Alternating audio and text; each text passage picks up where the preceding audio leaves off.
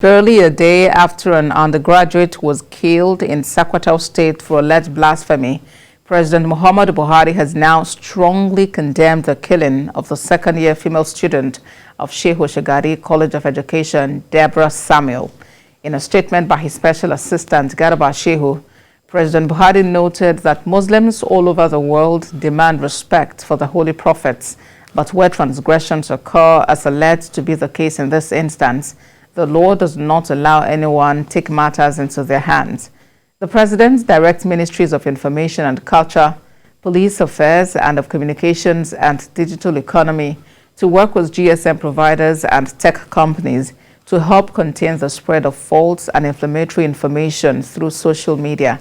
The President extended the nation's condolences to the family of the deceased student and wished all those injured a quick recovery.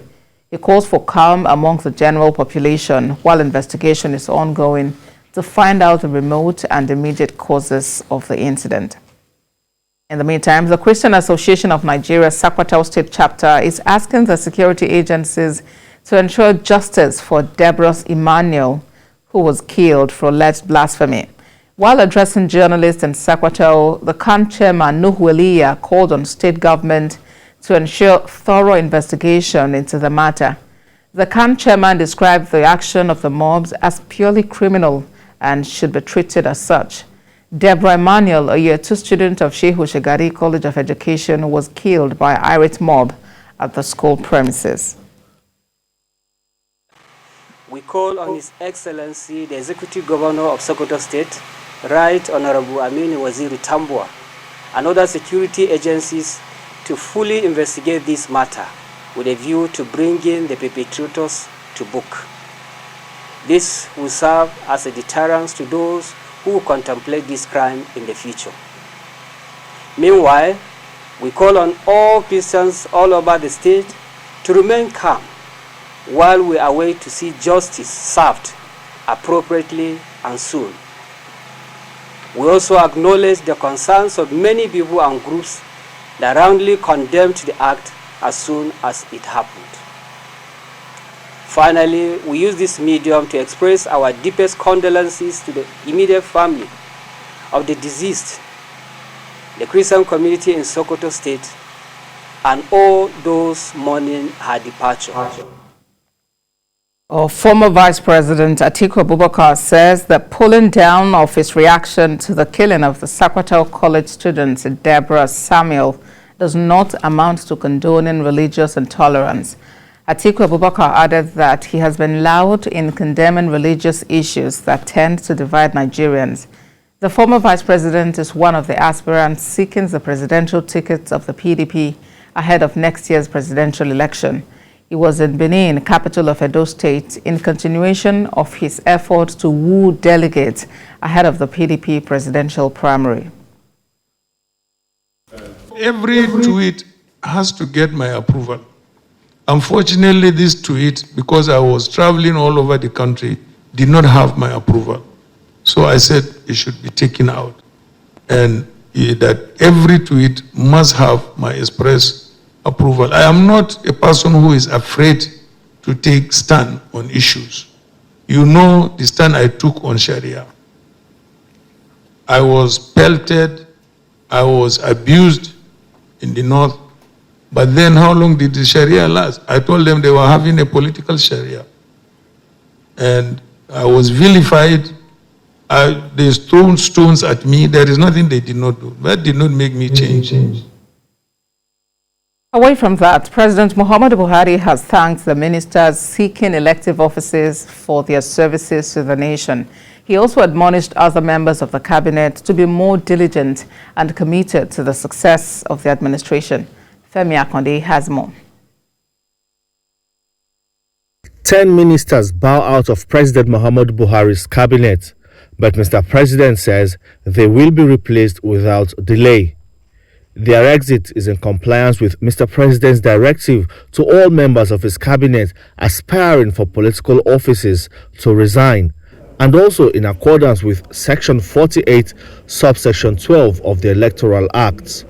At the valedictory session for appointees leaving the cabinet to pursue political ambitions, The president said he believes those of them interested in succeeding him are as well competent. I have no doubt that if the next president emerges from among former members of this cabinet, like any other aspirant, ample competence and outstanding service delivery would be on display. This will be part of our legacies to Nigerians. Some of the outgoing ministers have also been integral members of President Muhammadu Buhari's administration. For them, the opportunity to serve is one they do not take for granted, and they believe working with President Muhammadu Buhari have prepared them for the task ahead. Well, the president invited us to talk to us and to remind us of the need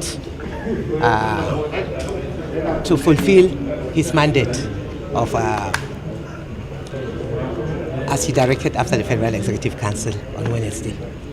And we appreciate his kind words. It's a period I describe as sadness and joy. Sadness in the sense that they are going to miss a fatherly figure who has impacted seriously on not just your lives, in the sense of continuous inflow and outflow of wisdom, but also on the fact that he has done so much for the infrastructure of this country and also to reposition the country better for posterity.